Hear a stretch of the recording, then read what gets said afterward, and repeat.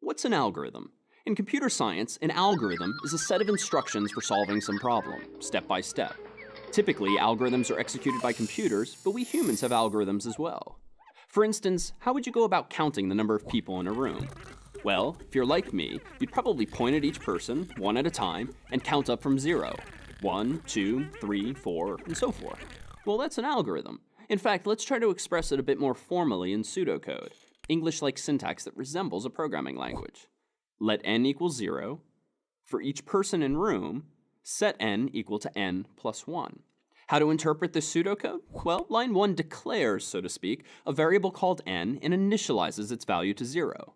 This just means that at the beginning of our algorithm, the thing with which we're counting has a value of 0. After all, before we start counting, we haven't counted anything yet. Calling this variable n is just a convention.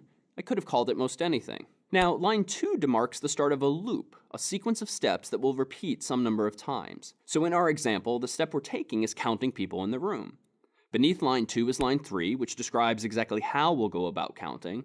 The indentation implies that it's line 3 that will repeat. So what the pseudocode is saying is that after starting at 0, for each person in the room, we'll increase n by 1. Now, is this algorithm correct? Well, let's bang on it a bit. Does it work if there are 2 people in the room? Let's see.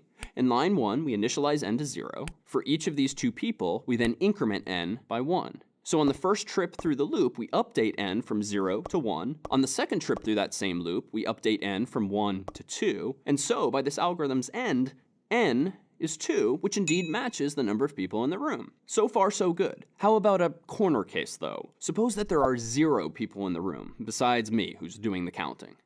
In line 1, we again initialize n to 0. This time, though, line 3 doesn't execute at all, since there isn't a person in the room, and so n remains 0, which indeed matches the number of people in the room. Pretty simple, right? But counting people one at a time is pretty inefficient too, no? Surely we can do better. Why not count 2 people at a time?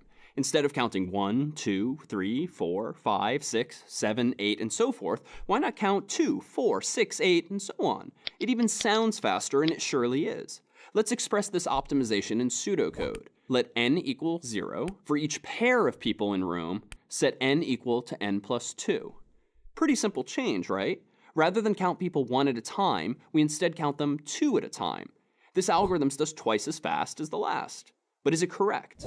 Let's see. Does it work if there are 2 people in the room? In line 1, we initialize n to 0. For that one pair of people, we then increment n by 2. And so by this algorithm's end, n is 2, which indeed matches the number of people in the room. Suppose next that there are 0 people in the room. In line 1, we initialize n to 0. As before, line 3 doesn't execute at all, since there aren't any pairs of people in the room. And so n remains 0, which indeed matches the number of people in the room.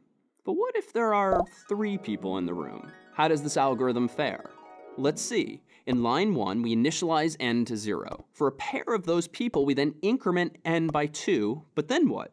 There isn't another full pair of people in the room, so line 2 no longer applies. And so by this algorithm's end, n is still 2, which isn't correct. Indeed, this algorithm's said to be buggy because it has a mistake. Let's redress with some new pseudocode. Let n equal 0. For each pair of people in room, set n equal to n plus 2. If one person remains unpaired, set n equal to n plus 1. To solve this particular problem, we've introduced in line 4 a condition, otherwise known as a branch, that only executes if there's one person we could not pair with another. And so now, whether there's 1 or 3 or any odd number of people in the room, this algorithm will now count them. Can we do even better? Well, we could count in 3s or 4s or even 5s and 10s, but beyond that it's going to get a little bit difficult to point. At the end of the day, whether executed by computers or humans, algorithms are just a set of instructions with which to solve problems. These were just 3. What problem would you solve with an algorithm?